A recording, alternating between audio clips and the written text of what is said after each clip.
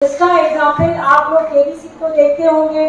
उसमें अमिताभ बच्चन के सामने हॉट सीट पे बैठी हिमानी बुंदेला, जो कि आगरा की लड़की, आगरा की लड़की, उसने बताया वहाँ पे कि हमने कार एक्सीडेंट में उसकी आंखों की बनारस में जो अंध विद्यालय था बच्चों का, इंटर कॉलेज का, उसको बंद कर दिया गया।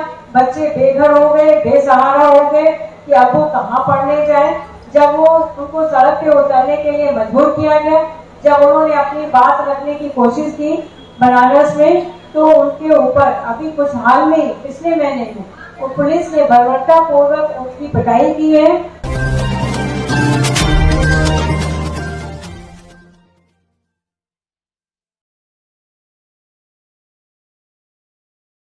कि उनकी सरकार में अनुशासन आप लोगों ने देखा तथा कानून व्यवस्था भी आप लोगों ने देखा, जो कि हम लोगों को किसी भी सरकार में वो कानून व्यवस्था और अनुशासन नहीं मिलता है।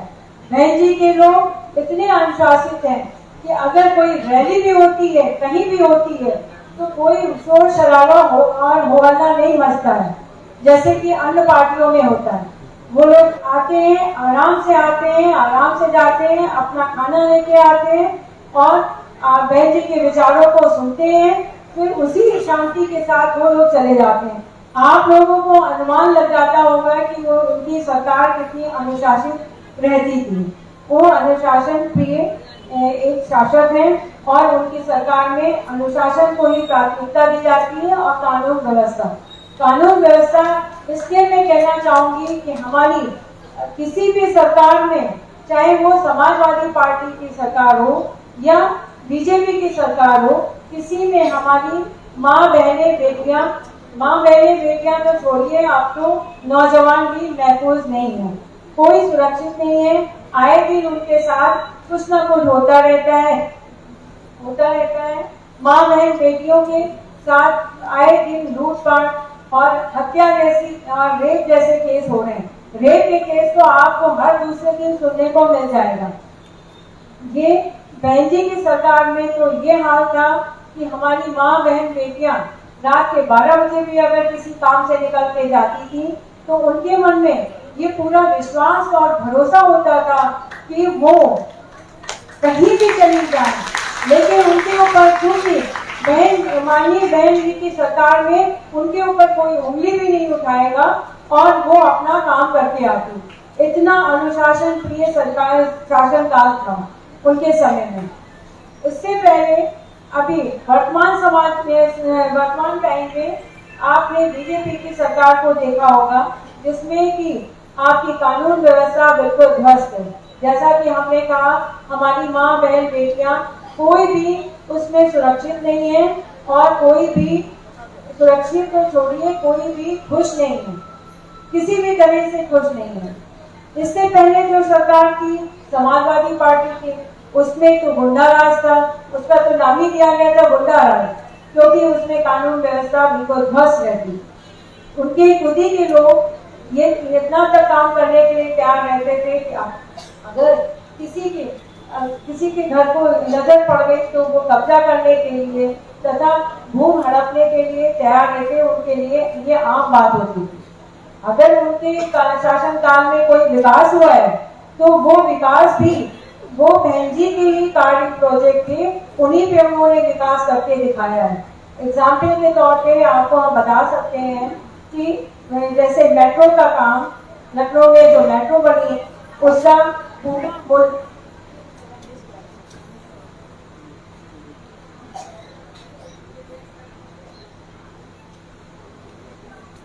मेट्रो का काम और साथ में ही जो वहाँ पे अंतरराष्ट्रीय स्टेडियम बना है वो भी, और स्टेडियम के साथ साथ एक्सप्रेस वे का काम, जिसकी की भूमि आवंटन और बजट सब पूरा तय हो गया था, लेकिन समाजवादी पार्टी की सरकार ने आके उस पर विभिन्न काटने का काम किया है। और उनके यहाँ तक कि जो वहाँ पे माननीय काशीराम ग्रीन पार्क जो 250 एकड़ की जगह में बनाया गया था, उसको भी उन्होंने उसका नाम बदलने का और ईंटा काटने का काम किया।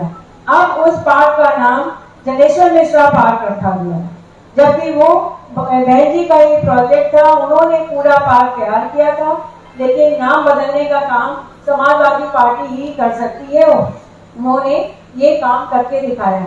समाजवादी पार्टी में सवर्णों की नौकरियों पे रोक लगा दी गई थी कि किसी को सरकारी नौकरी नहीं दी जाएगी। जब बहन जी की गवर्नमेंट आई तो उन्होंने अपने शासनकाल में उस पर रोक हटाकर 6 लाख नौकरियां देने का काम किया। 6 लाख नौकरियां देने का काम किया तथा इसके साथ ही साथ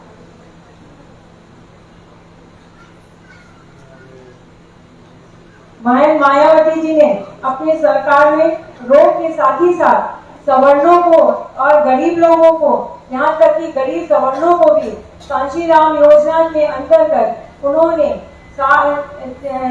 30 लाख मकान मुफ्त देने का काम किया। 30 लाख मकान कांशीराम योजना के अंतर्गत मुफ्त देने का काम किया।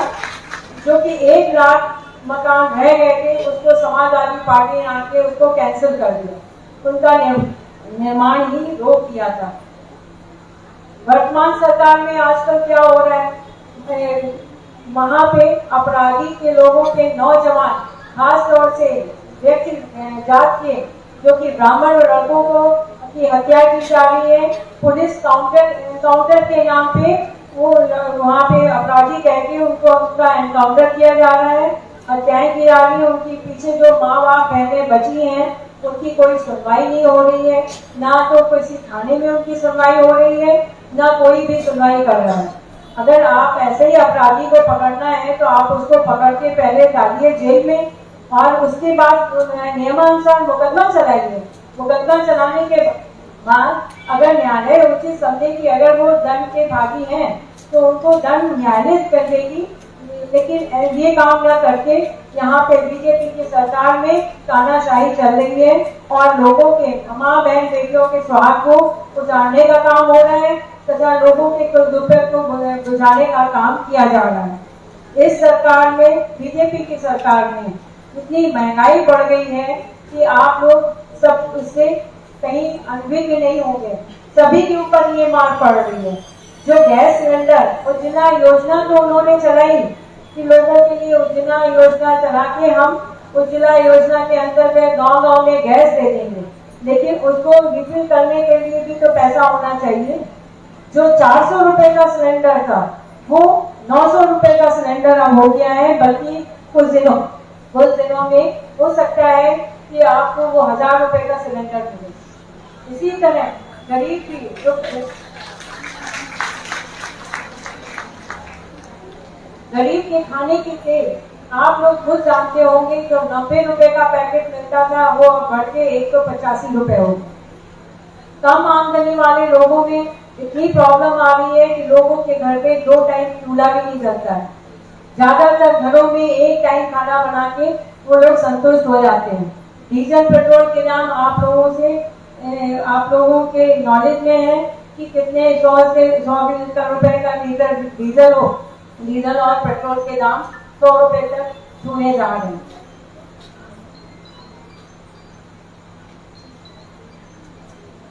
माँ बहन बेटियों की हत्याएं और रेप तो आप हर 2 घंटे में सुनते हैं। आपने देखा होगा हाथरस के केस में कि वहां पे दलित महिला के साथ रेप हुआ और रेप होने के बाद फिर उसको जब हॉस्पिटल में डेथ हो गई तो उसकी बॉडी को उनको घर वालों को दिखाया भी नहीं गया और शासन के अंतर्गत वहां खड़े होकर लोगों ने पेट्रोल डालकर उनका क्रेमेशन भी कर दिया, अंतिम संस्कार भी हो गया। इसी तरह लड़कियों पे जो जुल्म हो रहे हैं, जैसे कि आपको उन्नाव का केस और महुआ का केस अभी रिसेंटली हुआ है, वो उसके बारे में पता होगा। रेप तो आम बात हो गई है इन लोगों के लिए, बट मुश्किल। और इसके साथ आप लोगों ने देखा होगा कि हमारी माँ बेटियां बहन ही नहीं, माँ बेटियां बहन घर में सुरक्षित नहीं है और साथ में घर में तो छोड़िए, आपके ऑफिस में जो महिलाएं काम करने जाती हैं उनकी भी कहीं कोई सुनवाई नहीं हो रही। अगर उनका उत्पीड़न हो रहा है तो उसको कोई नहीं सुन रहा है। तो ये आप सरकार समझ लीजिए कैसी सरकार है। यहाँ पर लड़कियों को तो छोड़िए, नौजवानों को भी कोई तरह नहीं दी जा रही है, नौजवानों की हत्या कर दी जाती है, उनको जब मन आया तब पकड़ के जेल में बंद कर दिया जा रहा है, कोई सुनवाई कहीं पे नहीं हो रही है।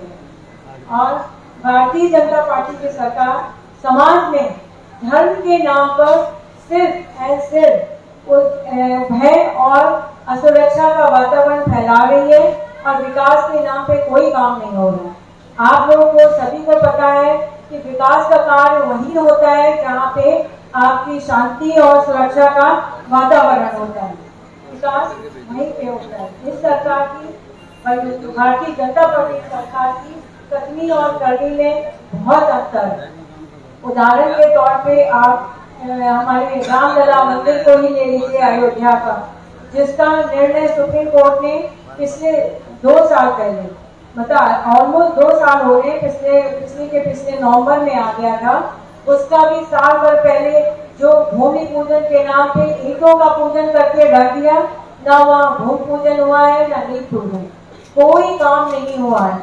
रामलला, हमारे भगवान रामलला अभी भी 2 साल होने को आ गए, निर्णय हुए, वो टेंट में ही बैठे हुए हैं, उनके लिए कोई अभी छत तक नहीं बनाएंगे। इसी प्रकार ये सरकार की संवेदनहीनता से आपको हम परिचय कराना चाहते हैं कि बनारस में जो अंध विद्यालय था, बच्चों का इंटर कॉलेज था, उसको बंद कर दिया गया। बच्चे बेघर हो गए, बेसहारा हो गए कि अब वो कहाँ पढ़ने जाए। जब वो उनको सड़क पे उतरने के लिए मजबूर किया गया, जब उन्होंने अपनी बात रखने की कोशिश की बनारस में, तो उनके ऊपर अभी कुछ हाल में पिछले महीने में वो पुलिस ने बर्बरता पूर्वक उनकी पिटाई की है और उनको लहूलुहान कर दिया। इतनी संवेदनहीन सरकार, आप समझ सकते हैं कि इस सरकार में बाकी और क्या काम हो रहा होगा। जो लोग सक्षम है वो तो अपना बचाव कर सकते हैं, लेकिन जो बेचारे भ्रष्ट बाधित हैं, उन्होंने क्या बिगाड़ा, उनके ऊपर भी लाठी चार्ज कराने का काम यहाँ पे ऑर्डर दिया गया। इसी प्रकार से आप देखिए तो विकास का कार्य अगर हुआ है तो माननीय बहन जी की सरकार में हुआ। उन्होंने उनके लखनऊ से हम आपको बताते हैं कि उन्होंने चौड़ी चौड़ी सड़कें, स्मारक और वहाँ के पार्कों का निर्माण किया है। एयरपोर्ट से लेके अगर आप गोमती नगर के एरिया में जाते हैं तो लखनऊ का कायाकल्प बदल गया है कि लोग जो आते हैं वो आश्चर्यचकित रह जाते हैं, ये वही लखनऊ है जो पहले था। वहाँ पे घूमने के नाम पे लखनऊ में पहले भूल भुलैया या इमामबाड़े के अलावा कोई चीज नहीं थी। आज आप जाके देखिए कि वहाँ रात के 11 बजे भी गोमती के किनारे मेला लगा रहता है, इतना सुंदर वहाँ पे निर्माण कर दिया गया।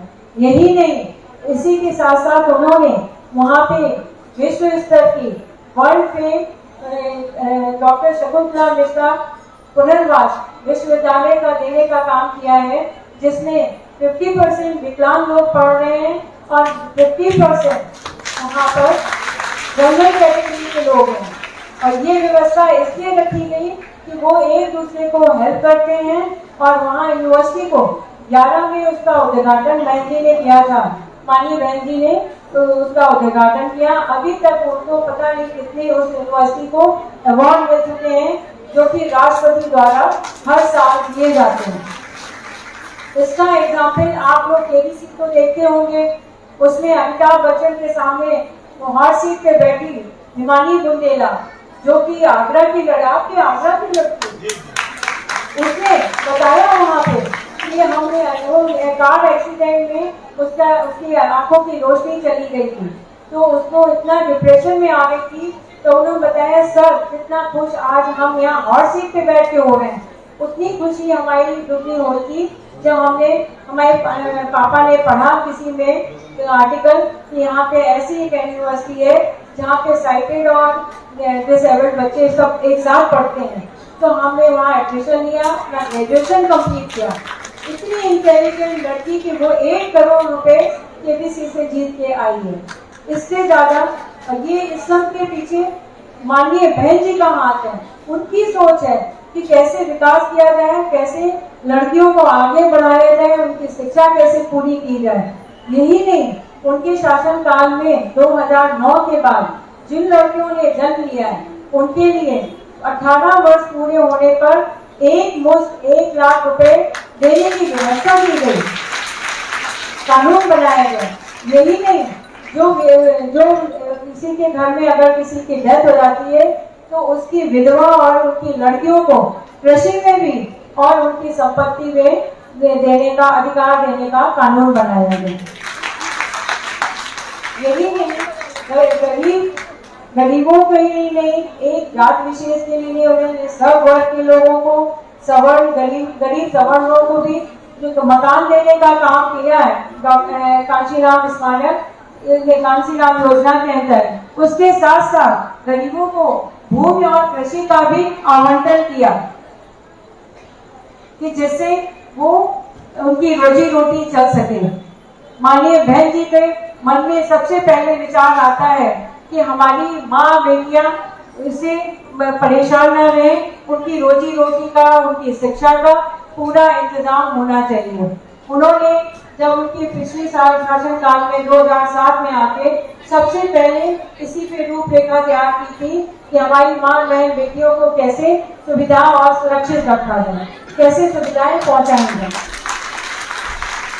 इसी से आप समझ जाइए कि बहन जी की सोच कैसी है। आप लोग सभी जानते हैं, आप लोग महिलाएं हैं, हम तो कहेंगे आप लोग अब सिर्फ 4.5 महीना रह गया है। आप लोग घर से निकलिए, घर में नहीं बैठिए, घर से निकलिए और सब लोगों को ये बातें बताइए कि हमारा कल्याण कहाँ है। अपना चैनल, आपका चैनल, समाज का चैनल, देश का चैनल NB News 24/7 को आप लाइक करें, सब्सक्राइब करें और ज्यादा से ज्यादा इसकी वीडियो को शेयर करें ताकि हर खबर को मैं आप तक